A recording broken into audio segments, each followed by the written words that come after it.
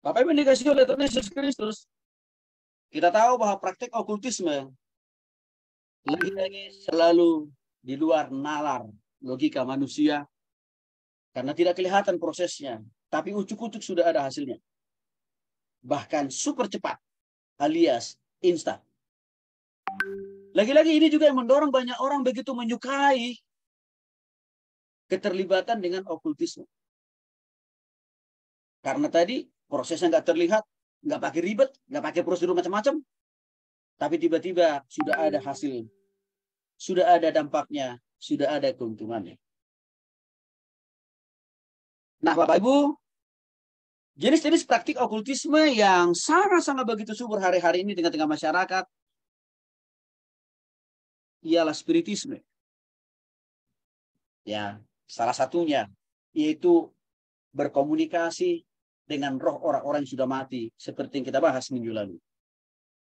Ada lagi ilmu ramal-meramal, ilmu tenung, sihir, bahkan memakai ilmu hitam. Bahkan ada yang coba menetralisir kuasa kegelapan itu dengan menyebut ilmu putih. Tapi Alkitab kita jelas dengan tegas mengatakan tidak ada ilmu putih. Karena ilmu putih itu bagian daripada pekerjaan dari simbolis juga. Dan bahkan begitu subur juga orang mempergunakan atau menyimpang, memakai jimat-jimat tertentu. Berupa benda-benda tertentu yang dirasa memiliki kuasa atau kesaktian untuk menjaga orang bersangkutan. Bahkan juga memperkaya seseorang, menaikkan posisi orang, dan bahkan juga mengangkat jabatannya serta mendapatkan jodoh. Dan masih banyak lagi motivasi-motivasi yang lain, Bapak Ibu. Kita tahu bahwa kuasa kegelapan atau iblis bekerja dengan memanifestasikan pengaruhnya dalam berbagai bentuk. Mulai dari yang amat sangat sederhana, sampai kepada bentuk-bentuk yang luar biasa, yang membuat manusia mudah terpikat atau jatuh cinta terhadap penggunaan kuasa kegelapan dalam bentuk okultisme itu, Bapak Ibu. Dan yang menarik, lagi-lagi perkembangan zaman dan pengetahuan yang begitu masif. Rupanya iblis juga tetap mengikuti pergerakan dan kemajuan ilmu pengetahuan itu, Bapak Ibu. Sehingga tidak mengherankan kalau kita hari-hari ini juga bisa melihat dengan mata kepala melalui berbagai media elektronik atau media sosial. Bukan hanya orang yang miskin yang bisa terlibat dengan dosa atau keterikatan dengan okultisme. Banyak juga orang kaya, Bapak Ibu, yang terlibat dengan okultisme. Sebut saja contohnya orang-orang yang menggandakan uang itu, Bapak Ibu. Bukan orang yang tidak punya uang kan mereka, bukan orang miskin kan. Sebenarnya mereka sudah kaya. Buktinya mereka berani memberikan sejumlah ratusan juta uang untuk digandakan menjadi berember-ember, bermiliar-miliaran. Artinya apa? Orang kaya juga masih bisa terlibat dengan okultisme, Bapak Ibu. Bahkan orang yang berpendidikan S1, S2, S3 sekalipun ada juga yang terlibat dengan okultisme. 3 hari yang lalu saya menonton sebuah berita di Kompas TV. Ada seorang politisi, lulusan doktor dari Amerika Serikat. Lulusan doktor dari Amerika Serikat. Beliau ini percaya sekali dengan okultisme. Bahkan dia sampai mendirikan sebuah yayasan di Republik ini untuk menyuburkan kebiasaan atau juga untuk mendukung budaya okultisme. Itu dilakukan oleh seseorang yang berpendidikan S3 lulusan dari luar negeri. Bahkan dia pernah menjabat menjadi politisi sebuah partai. Bahkan sampai beberapa periode menjadi anggota DPR. Nanti Bapak Ibu bisa cek di internet siapa orangnya. Ini memberikan sebuah cerminan bahwa budaya okultisme itu merasuki semua orang. Apapun latar belakangnya, apapun pendidikannya. Termasuk saya singgung tadi, hamba Tuhan sekalipun juga.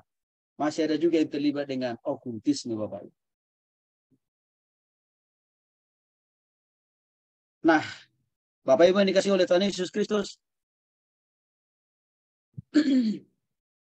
bagaimana cara yang dapat kita lakukan untuk menyembuhkan memulihkan seseorang yang terlibat dengan kuasa kegelapan atau okultisme.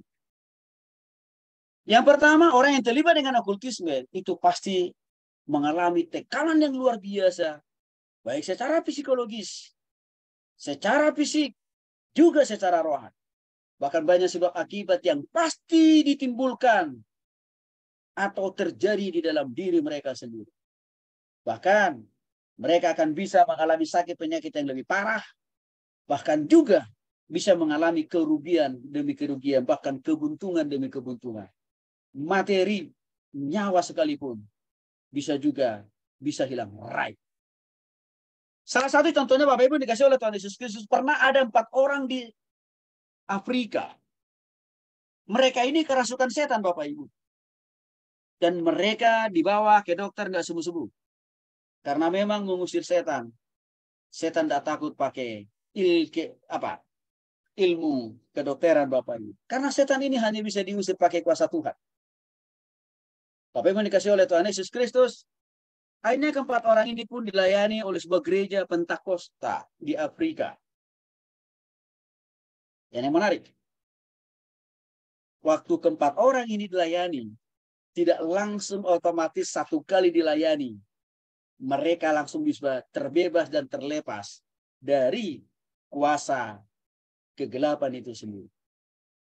Sebut aja contohnya Bapak Ibu dikasih oleh Tuhan Yesus Kristus. Sonia dilayani dalam pelayanan pelepasan selama 32 kali. Luar biasa. Butuh pelayanan 32 kali. Baru saudara Sonia terlepas dan terbebas dari kuasa iblis itu sendiri. Yang kedua ada namanya saudara Salina. Lagi-lagi dia harus dilayani 100 kali. Baru dia terbebas dari kuasa kegelapan itu. Demikian juga halnya dengan namanya Pil. 3 kali dalam 3 bulan. 3 kali dalam 3 bulan. Ya harus layani. Baru lepas dari kuasa iblis itu sendiri. Demikian juga halnya dengan yang namanya Nan. Dia harus layani sebanyak 3 kali dalam waktu 2 bulan. Baru pulih total. Pasti Bapak Ibu bertanya.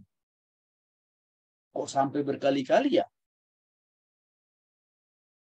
Apakah Tuhannya tidak sakti?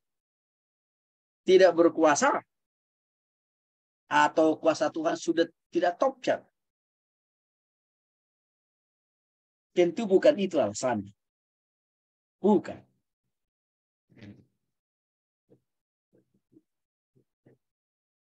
Nanti akan saya jawab, mengapa dan ada apa? 4 orang tadi harus dilayani lebih dari 1 kali. Baru mereka pulih dan sembuh. Tapi Bapak Ibu dikasih oleh Tuhan Yesus Kristus,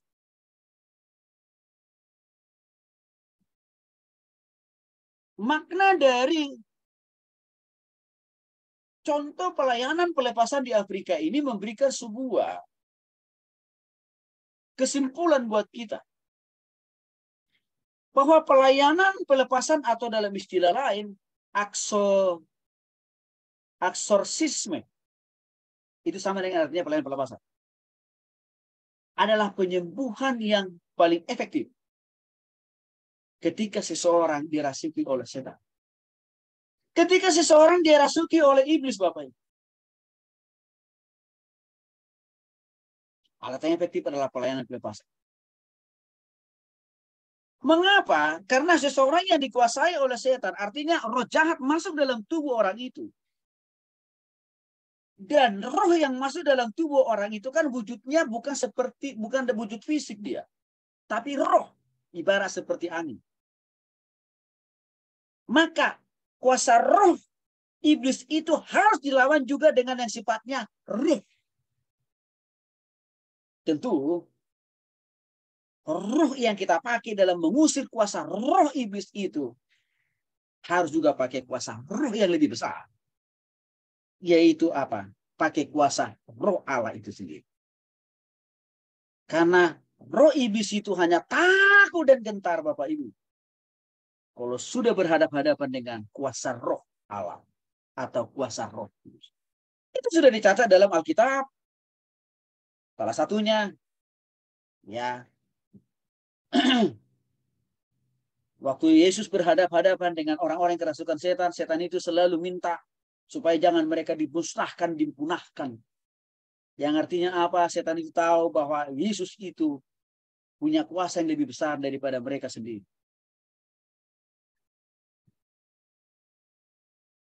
Nah, yang berikutnya Bapak Ibu dikasih oleh Tuhan Yesus Kristus. Pelayanan pelepasan yang dilakukan Yesus tidak hanya mengusir-usir, menggusur-gusur setan. Tidak hanya itu. Tetapi pelayanan Yesus itu ya juga di samping dia mengusir setan, mendesak setan atau iblis keluar dari diri orang yang rasuki, juga motif atau tujuannya jangka panjang memproklamasikan atau mempraktekkan, membuktikan kuasa Allah lebih besar, lebih hebat, lebih luar biasa daripada kuasa daripada si iblis itu sendiri. Itu makanya dikatakan di dalam Matius pasal 12 ayat 28 dan juga Lukas pasal 11 ayat 20, Bapak Ibu. Tetapi jika aku mengusir setan dengan kuasa roh Allah, maka sesungguhnya kerajaan Allah sudah datang kepadamu. Maka Bapak Ibu dikasih oleh Tuhan Yesus Kristus, waktu kita dipercaya oleh Tuhan melakukan pelayanan pelepasan, jangan hanya berhenti kita mengusir-ngusir setannya. Tapi pastikan roh Allah tinggal diam di dalam diri orang itu. Artinya apa? Kita harus segera mungkin memberitakan Injil Kristus kepada orang itu. Sehingga kuasa kerajaan Allah tinggal diam di dalam diri orang itu sampai selama-lamanya. Seringkali ada sebagian orang-orang Kristen lupa untuk melakukan hal yang kedua tadi, yaitu pemberitaan Injil setelah pasca selesai seseorang itu dibebaskan, dilepaskan dari keterikatan setan. Sehingga apa yang terjadi Bapak Ibu? Waktu seseorang yang telah dilepaskan, dibebaskan dari kuasa kegelapan atau kerasukan, tidak langsung diinjili, Alkitab mencatat masih kosong hati orang itu. Maka kekosongan yang ada di dalam hati orang itu kembali bisa dimasuki kembali oleh iblis. Dia akan membawa, ya iblis itu akan membawa ketua RT-nya, termasuk juga warganya, ketua RW-nya, termasuk juga warganya, lurahnya, camatnya, yang sesama iblis Bapak Ibu, untuk kembali menguasai orang itu. Itu mengindikasikan bahwa sebenarnya tugas kita seperti tadi, bukan hanya mengusir-ngusir roh, bukan hanya melepaskan orang itu dari jeratan kuasa iblis, bukan. Tapi harus sampai kepada penghadiran kuasa Allah dalam diri orang itu dengan mendidik orang itu bertobat terima Yesus. Yang kedua, yang berikut yang ketiga, doa dan pelayanan pelepasan. Cara efektif membantu mereka yang terlibat dengan kuasa okultisme. Karena banyak fakta membuktikan bahwa banyak orang yang dilayani melalui doa pelayanan pelepasan, Bapak Ibu, terbukti orang itu bisa lepas. Orang itu bisa disadarkan, orang itu bisa dipulihkan kembali. Sehingga dia tidak terjerat lagi oleh kuasa-kuasa iblis itu sendiri. Nah, namun kita perlu pahami Bapak Ibu, bukan hanya pelayanan pelepasan tok doang yang harus kita lakukan. Atau bukan pelayanan pelepasannya yang berkuasa mengusir setan itu lari terbirik-birik. Bukan Bapak Ibu. Pelayanan pelepasan itu hanya metode, hanya cara. Jadi jangan sampai kita kejebak ya. Seseorang bisa sadar dari kuasa kegelapan bukan karena kuasa pelayanan pelepasannya. Bukan. Pelayanan pelepasan itu hanya metode atau cara atau strategi. Tapi yang berkuasa mengusir iblis dari orang yang kerasukan itu adalah karena kasih kuasa daripada Tuhan Yesus sendiri. Maka dalam melakukan pelayanan pelepasan itu, pastikan kasih kuasa dan kehadiran daripada Allah sendiri harus ada dalam diri kita. Karena kasih kuasa Allah dalam diri kita itulah yang akan bekerja mengusir setan dari dalam diri orang yang kerasukan. Bapak Ibu dikasihi oleh Tuhan Yesus Kristus dalam pelayanan pelepasan, sekali lagi, orang melayani sebaiknya tidak hanya melakukan pengusiran, tapi lakukan langkah-langkah konseling. Apa yang harus kita lakukan dalam konteks melakukan pelayanan analisis konseling? Perlu kita tahu apa latar belakangnya sehingga orang ini kesurupan. Dari mana bisa kita tahu? Apakah dari orang yang kesurupan? Pasti nggak bisa. Tapi dari orang terdekatnya. Orang terdekatnya. Siapa? Mungkin orang tua, saudara, atau teman kosnya. Udah berapa kali dia kesurupan? Dan apa yang selalu menjadi penyebab dia bisa kesurupan? Itu harus kita tanya. Bapak Ibu dikasih oleh Tuhan Yesus Kristus, waktu saya melayani beberapa orang yang kesurupan, saya tanya dulu temannya satu kamar.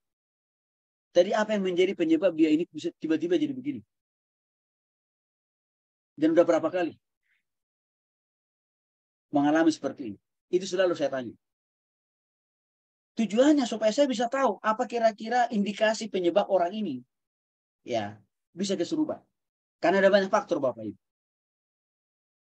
Nah, hal yang kedua yang harus juga kita pahami, selain daripada melakukan pelayanan pelepasan, follow up-nya. Bagaimana menuntun orang itu untuk sampai juga nanti setelah dia dilepaskan dari kuasa kegelapan itu, mau kita tuntun, mau kita arahkan, mau kita dorong dia untuk tidak bisa pribadi dalam hati. Matius pasal 12 ayat 44 mengatakan roh-roh jahat ingin kembali kepada orang yang pernah dirasuki sebelum. Di sini saya katakan tadi Bapak Ibu, langkah penginjilan harus sesegera mungkin dilakukan setelah orang itu sadar. Jangan kita langsung berpuas diri. Wah puji Tuhan, haleluya. Orang itu sudah sadar. Lalu langsung kita tinggal. Bapak Ibu, nggak lama kemudian